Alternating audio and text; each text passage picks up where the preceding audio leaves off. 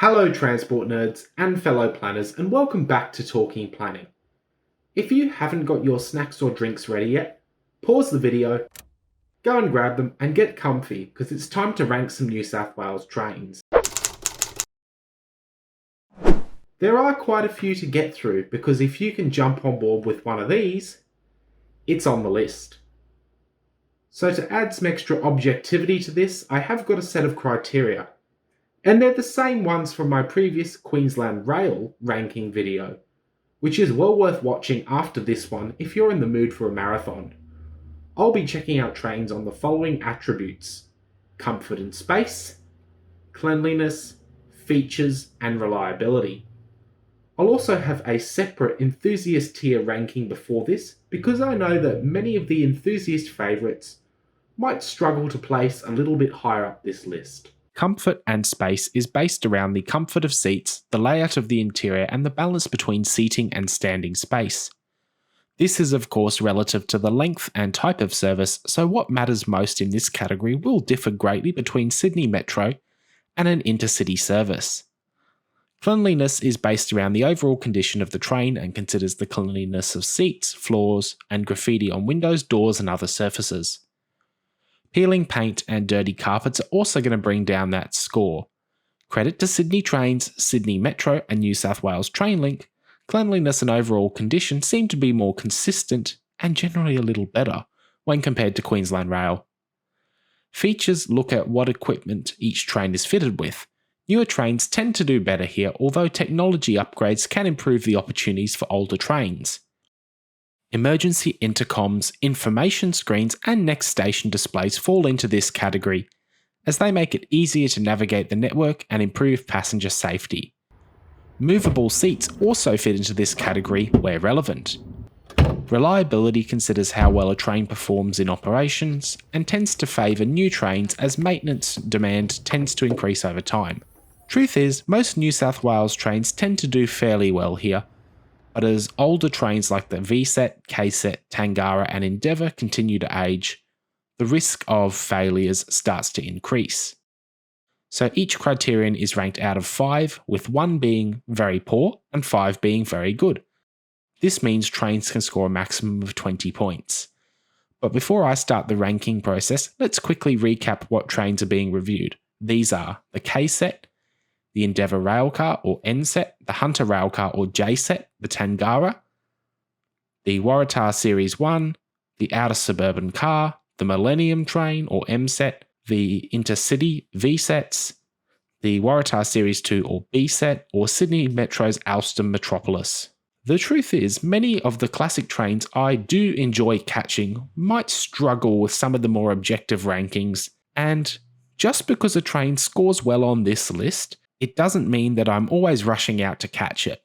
Rather, scoring well on this list means that the train type is comfortable, clean, has features that make journeys easier, and gets you to your destination reliably. So, here's the enthusiast tier list first. Predictably, the classics make their way into S tier, with the VSET being the only one of the S tier trains still in service. A tier is kind of reserved for the 80s and 90s essentials, the Tangara and the KSET. B tier is where the railcars tend to sit, being fairly good but not revolutionary, and then C tier tends to reflect the 2000s trend towards more modern designs like the Oscar and Millennium. And considering that there seems to be a hive mind of "I'm not interested in the Sydney Trains fleet after the 2010s, you can predict where the Waratah range ends up. If that's how you want this video to end, thanks for joining me, and I will see you again soon. But for the rest of you, let's move on to the objective rankings. Keep in mind that these are about measurable categories, and even if I love catching many of the classic trains, they probably won't score that high against the criteria set. So let me remind you though of 3 things. Number 1, even the lowest scoring New South Wales train using the same criteria as the Queensland reviews beats out 5 of the Queensland Rail trains in the rankings. Number 2, this isn't a transport fanning channel, so my views here align more with industry best practice, lived experience, and encouraging people to use public transport more widely. And number 3, standard features do matter, and many older trains haven't been retrofitted with information displays, help points, or other key accessibility and safety features. So if you haven't watched the Queensland Train series yet, I'll have it linked at the end so you can have yourself a Talking Planning train review marathon. The first train on this list is the venerable KSET, which while I do enjoy catching, I struggle to put it anywhere higher up this list. But let's start with some positives, especially considering that when compared to my Queensland rankings, the KSET still beats out the EMU, ICE, IMU 160, SMU 200 and SMU 260. The KSET is in decent condition for a train that in some cases is 40 years old, thanks to a nice refresh in the late 90s and decent ongoing maintenance. And of course, the KSET still has one of my favourite Sydney trains features, flip around seats, which means you can always face the direction of travel. Whilst this one comes with reasonably comfortable bench seats, decent air conditioning and a timeless silver set design, which I do appreciate, it misses out on some of the creature comforts that passengers have come to appreciate and quite frankly expect. The KSET lacks internal information displays, fancy screens, or even emergency help points on board. These features are extremely useful and are standard fare on the vast majority of commuter trains I've caught in both Australia and overseas. From an enthusiast perspective, I do obviously enjoy catching the KSET as there's really nothing else in Australia that compares to it anymore. But I will admit, I caught one on an airport train last year and it really got me thinking, is this a good first introduction to public transport in Australia? It's kind of food for thought, isn't it? So let's do the scoring. For comfort and space, the KSET earns a pretty reasonable 3.5. Considering that for their age, they're also quite tidy, they get a 3.5 for cleanliness. Unfortunately, the lack of basic features including key safety gear, such as emergency passenger intercoms, drops that to a 2.5. And for reliability, the KSET is pretty good, but once you start to hit this age, sourcing parts becomes difficult and the average time between failures starts to shorten, so I think a 3.5 is fair. This results in an overall score of 13 out of 20, which, considering that that is the lowest score, I reckon is a solid start. The next train up here is the Tangara, and trust me, given that this is my personal favourite train to catch whenever I travel to Sydney, I looked for every possible excuse to put it higher up this list. The Tangara helped to revolutionise Sydney's train network during the late 80s and early 90s, bringing air conditioning and space-age design to Sydney. Please stand clear.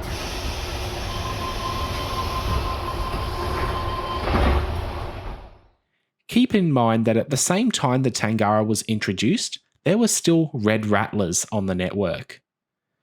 Going to Sydney as a kid, the Tangara was the train I always wanted to catch, as during the mid-2000s I would often stay with family in Summer Hill, and most trains at the time were the S-Set, K-Set or C-Set, which didn't look anywhere near as modern or futuristic. Still, even to this day, catching a Tangara is pretty much a must for me on a Sydney trip. Unfortunately, I also need to keep in mind that most Tangaras are now 30 years old, and whilst they on the outside look the part, they are starting to show their age. The Tangara was originally delivered in two configurations, a T-Set Suburban and a G-Set Intercity configuration. Once the Oscar trains were introduced, the G-Sets were converted back, but they kept the larger high-back seats. I always thought that the XG-Set seats were locked in place, so you couldn't do the best bit about those styles of seats and flip them round, but I caught a XG-Set on my last trip to Sydney, and yes, I could actually flip the seats around. So let's get to the scores. For comfort and space, this is a tough one. If you get one with the G-Set seats and you can move them, I'd put comfort at a 4.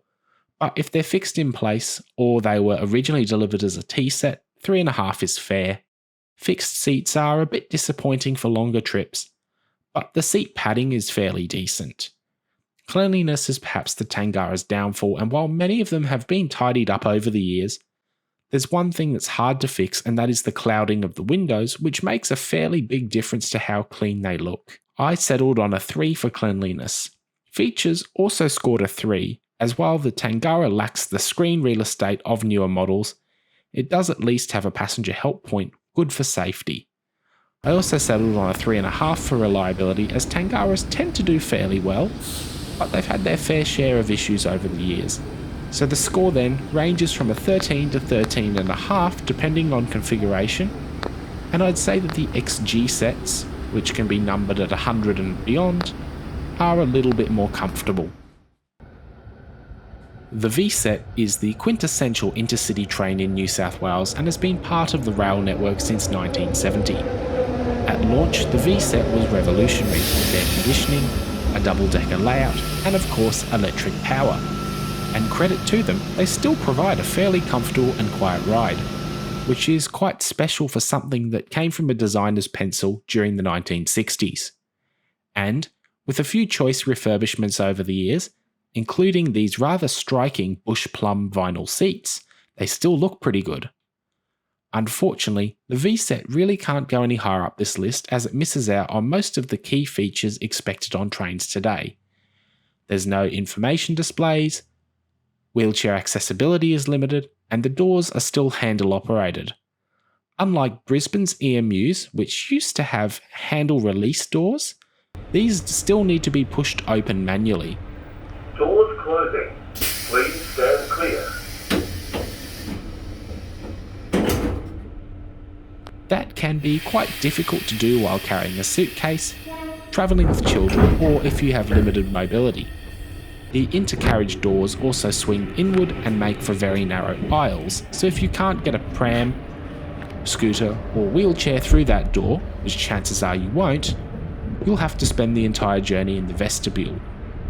On the plus side, there is a passenger intercom, luggage storage, and even coat hooks. But these can't make up for a lack of modern staple features like information screens, destination boards, and electrically operated doors. And of course, being an intercity train, you do get a loo.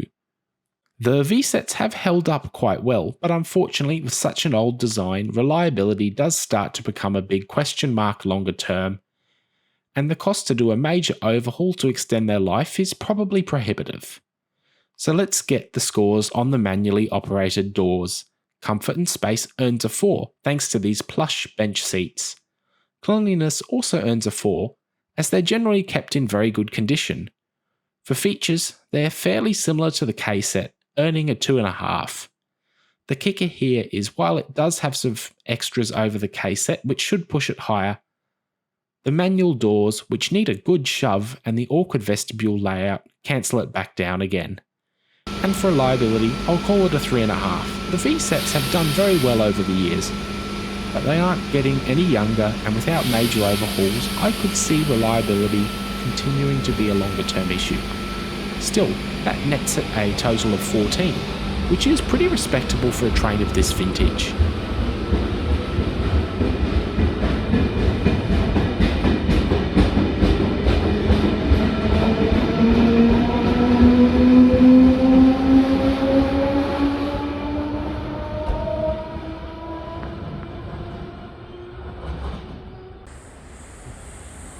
Next up, we have our very first rail car on this list, the Endeavour.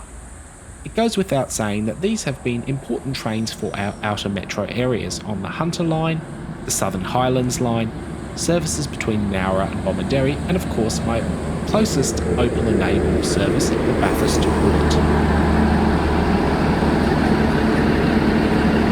These trains have been staples of these services for quite some time and provide a reasonable passenger experience. Although on longer services like the Bathurst Bullet, more comfortable seats would be appreciated.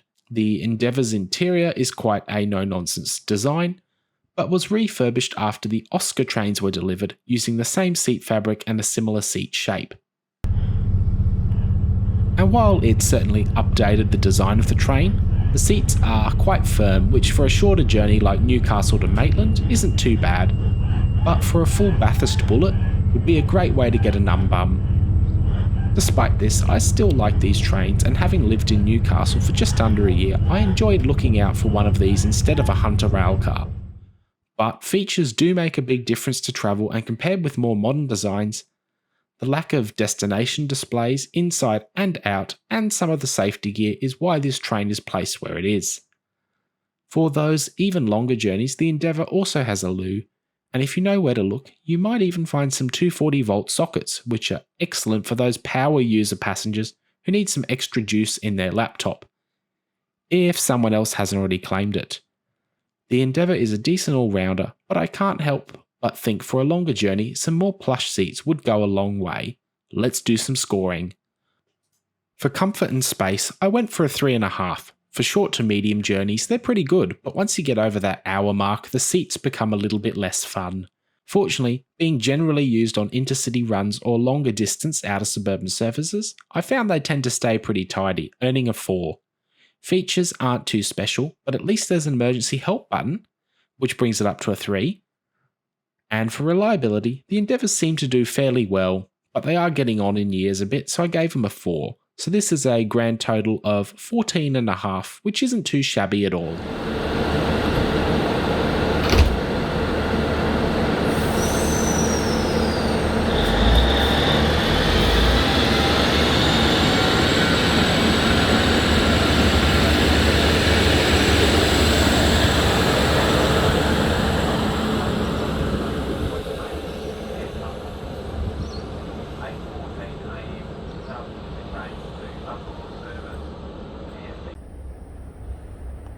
New South Wales's other railcar makes a good showing here, with the Hunter railcar bursting its way onto the scene around the same time as the Oscar double-deckers, and they were actually built in the same factory.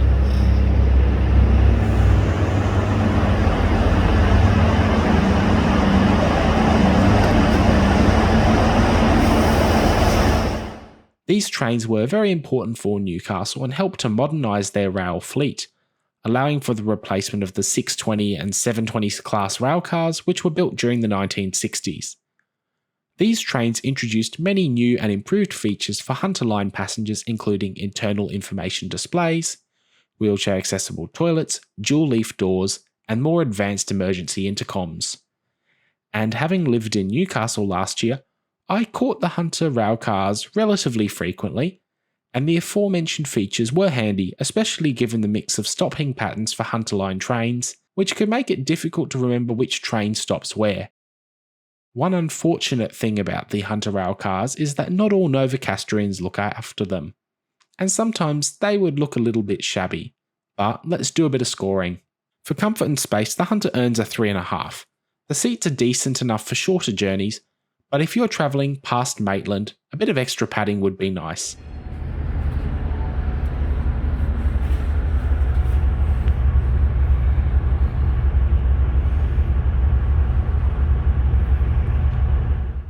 Considering that these can be used on services as far away as Scone, a 2-hour trip from Newcastle Interchange, they might be less than comfortable for that. For cleanliness, I scored them a 3.5. Whether it's a case of different intended journeys or just grubbier people, the Endeavour seems to be cleaner than the Hunter trains are.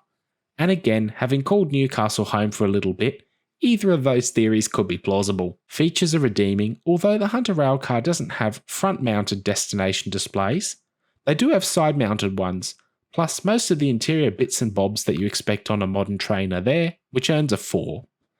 And reliability scores similarly to most trains from this era, also earning a 4. Overall, the resulting score is a 15, which for outer regional transport is pretty good.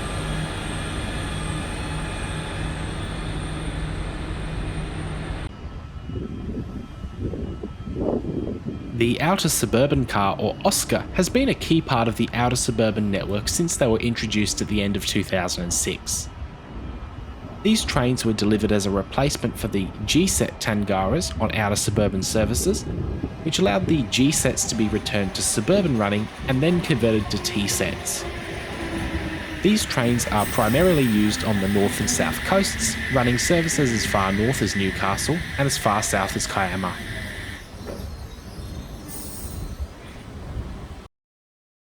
These rail services have quite unique needs, and the Oscar introduced convenience and safety features for the first time that the VSET lacked, like internal and external information displays, accessible toilets, wide intercarriage gangways, and perhaps most importantly, individually controllable doors, which prevents passengers from opening the doors at short platforms. For stations like Wonderbine, where you can only exit from the very last carriage, this is a very handy safety feature. The interior of the Oscar seems to be a hybrid of the Hunter Railcar and Millennium trains, which means that the interior design is light and airy and has the modern key safety tech and conveniences, but unfortunately these seats are still a bit firm for longer journeys. For intercity Hunter Line services. I have caught the Oscars from Newcastle Interchange to Central in one go before, and for comfort I do prefer the VSET, even if the armrest bar can dig into your hips a little. Still, the Oscars aren't too bad, and there is a practical limit to seat comfort, which impacts them being able to be flipped around, so let's do some scoring. For comfort, I'll give them a 3.5. If this train primarily did suburban runs, it would easily score a 4, but for longer trips, the VSET is more comfortable. For cleanliness, the Oscar scores a 4. They're generally kept pretty tidy, although it can be disappointing when people leave rubbish on the seats. For features, the Oscar also earns a 4. They are quite a way ahead of the VSET, but it's not up there with the latest and greatest. And reliability also scores a 4, which is pretty much in line with most trains from the 90s to late 2000s. They're generally pretty good, but they can sometimes have a few little glitches and teething problems. And with that, a combined score of 15.5 out of 20, which I think is pretty respectable. This station is Hamilton. Quick interruption from today's rankings. I just found a little bit of an interesting statistic. So it turns out that only 1 in 5 of you are actually subscribed to Talking Planning. Ladies and gentlemen, there is an easier way. You can click that subscribe button down there instead of trying to type in Talking Planning every time you want to see a video. Now let's get on with the next train.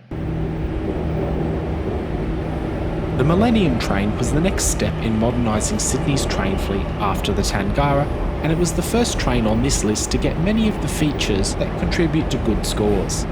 Relying more heavily on computing than previous models, Millennium adds essential modern train features such as internal and external destination displays, CCTV, and improved design legibility.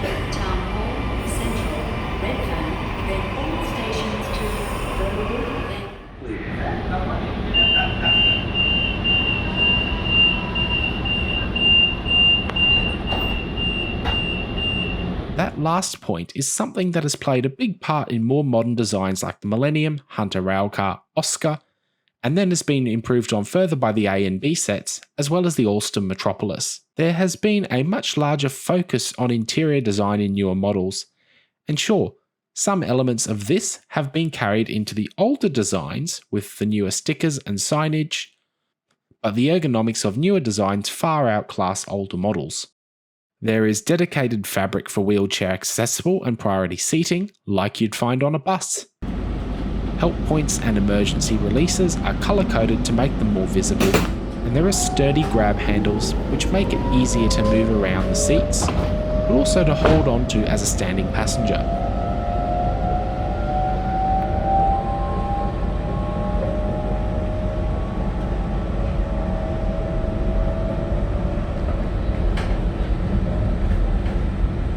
The lighting is also diffused more evenly, making travel through tunnels less harsh on the eyes.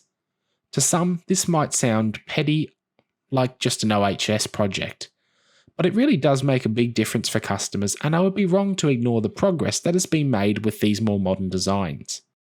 So, for the first and only time in this ranking sheet, we have a train with all consistent scores. Comfort and space get a 4. While these aren't the most comfortable trains on the network, they are pretty decent for suburban running, which is exactly what they're designed for. For cleanliness, they get a 4. The Millenniums generally seem to be looked after pretty well and remain quite tidy, even though they're getting on in years a bit. Features also score a 4, as apart from flashy extras like LCD signage, it has everything that you expect of a modern train. And for reliability, while the Millenniums had a bit of a buggy start to life, they seem to be going pretty well today, so a 4 is also in order. This leads to a combined score of 16, which I think is pretty solid, and it means we're getting to the pointy end of scoring.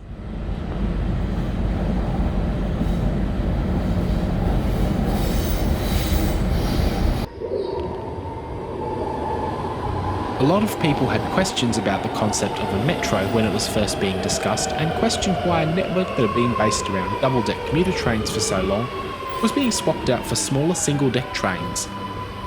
And before studying and working in transport planning, I would have been in that boat too.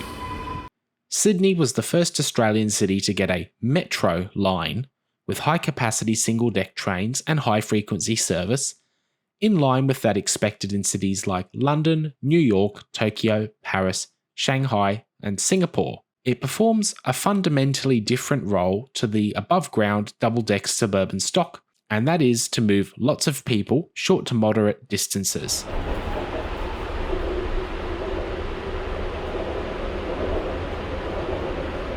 And based on its position in this list, I think it does pretty well at its job.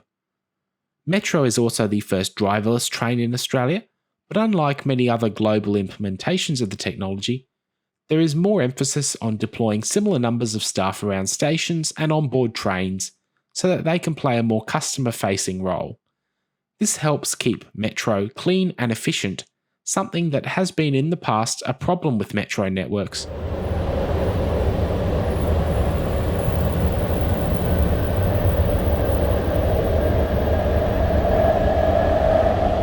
Station is Macquarie Park. If you are going to Macquarie Shopping Centre, remain on board until the next station. When it comes to technology and features, Metro is loaded with the latest and greatest. There are LCD signs above every single door, as well as information displays in the centre of each carriage. The colour scheme is light and airy, and for an underground train, they are surprisingly quiet. Safety-wise, they also do really well with excellent legibility of signs, easy to locate help points, emergency door releases, and even fire extinguishers. If your last experience with underground railways was London's Northern Line in the middle of summer, this experience is worlds ahead and as such deserves a great score. For comfort, the Metropolis gets a 3. Ranking Metro trains is really hard, and the layout is certainly fit for purpose, but ultimately it can't match the comfort of a suburban train. The layout is much better optimised for high passenger volumes, and is going to be better for standing passengers than most of the double-deck rolling stock will ever be. For cleanliness, it also scores a 4.5. On my few journeys on board Sydney Metro over the last couple of years, it's always been clean and tidy,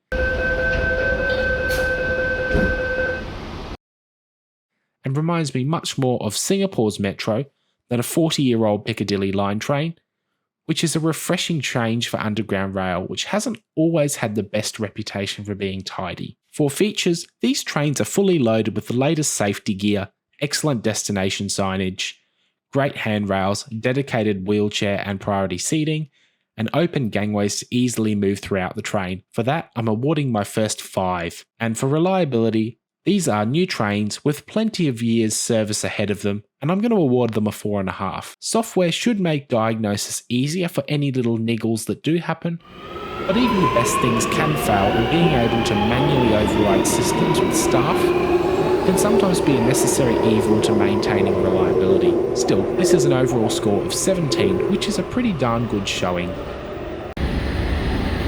With 2 spots left and 2 Waratah types to go, it's time to introduce the Waratah KSET. Celebrating 10 years of service last year, the Waratah was the next evolution of Sydney's train network.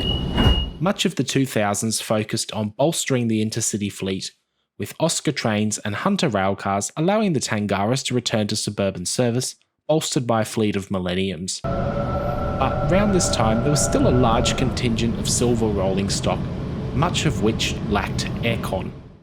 Initially, it was intended that the A sets would be able to replace all remaining S sets, which would ensure that all rail journeys would be air-conditioned, but it was determined that some S sets would still be required to account for the South West Rail Link, which opened in 2015.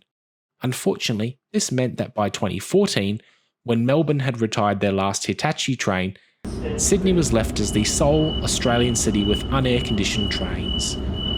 Although the A-set Waratahs didn't entirely phase out the unair-conditioned rolling stock, it meant that the odds of getting one dropped significantly. although a timetable change in 2017 meant the S sets were kept busy until June 2019, when the initial order of 24 B sets was completed. These new trains built on the features offered by the Millenniums, but freshened up the styling, and also swapped a 4-car layout for permanent 8-car designs. Compared with the Millenniums, the ergonomics improved further with better help point layouts, flip-up wheelchair seating, better emergency door releases, big windows and external CCTV cameras. And compared to the S sets that they mostly replaced, the Waratahs were a massive upgrade for comfort, accessibility and ergonomics. So let's talk scores. Comfort and space earn a 4, with decent seats suited well to suburban runs, although for longer journeys, say out to Penrith, I'd be tempted to catch a VSET instead.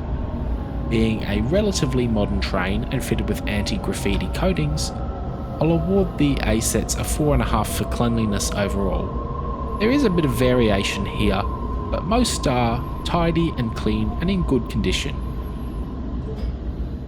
For features, I also awarded the A set a 4.5. It has all the key safety gear and most convenience features, laid out ergonomically, but it doesn't have quite as many screens and interactive bits of kit as the B set or Ulster Metropolis. And for reliability, along with all other post-2010 trains, I'm giving it a 4.5. There were a few teething problems at delivery, which, to be honest, when it comes to the rollout of a train, is more common than people think. And it was the case with many previous generations of train too. But since, these have generally been solid. Overall, this results in a score of 17.5, which is pretty excellent, but there is still one more train to rank.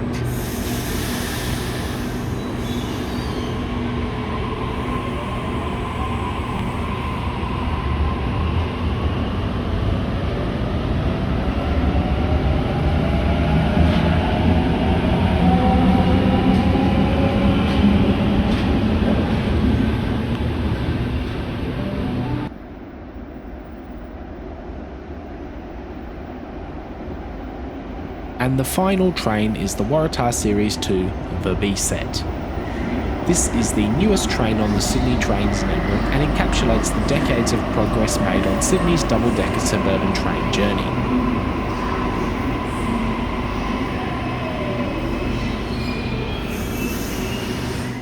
And perhaps most importantly, it was the train that finally stopped commuters sweating on summer days.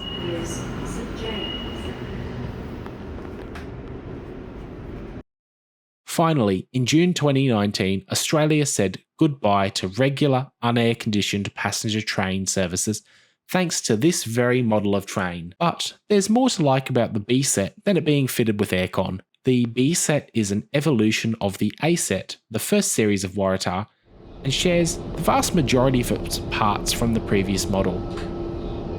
But the B set adds some extra icing on the cake in the form of LCD message screens and higher quality passenger information displays. In fact, there's a progressive rollout of full colour displays for passenger info. Not just the greeny yellow that they've been using since launch. The first Waratah Series 2 entered service in September 2018, and by June 2019, the first batch of 24 were operating, allowing for the final retirement of the S sets. To account for extra growth across Sydney's suburbs and the need to offer more frequent services, an extra 17 B sets were delivered, bringing us up to a total of 40 units.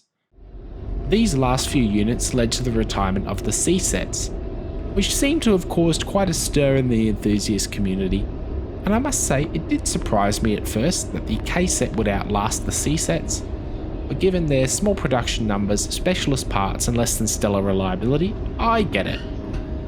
The B set on the other hand builds on the more modern design language of the original Waratah, but takes a twist and adds a fresh new look. I really like the orange and black combo, and in particular the black window surrounds, which give the train a fresh appearance. I know it's only vinyl or paint, but it gives it quite a unique look. So let's finish off with the scores. For comfort, it's a 4 again, much like the A set Waratah. Cleanliness is a 4.5, much like the A set, with both still managing to look clean and tidy for the most part. For features, The addition of LCD destination boards and the additional message screens, in addition to the regular equipment, means I'll score it a 5, and for reliability, once more I'm giving it a 4.5, although the rollout of this evolutionary model was a lot smoother than the first series of Waratah, which is something you'll probably expect to see. That results in an overall score of 18 out of 20, which I think is very fitting for this train.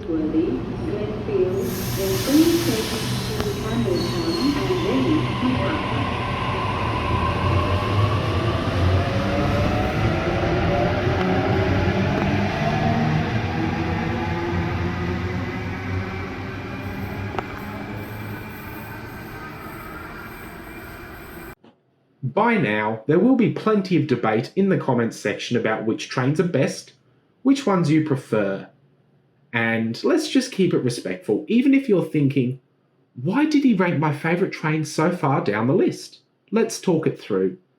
I think that the enthusiast ranking is probably on the money, where older styles of train are likely to be most popular with that sort of crowd.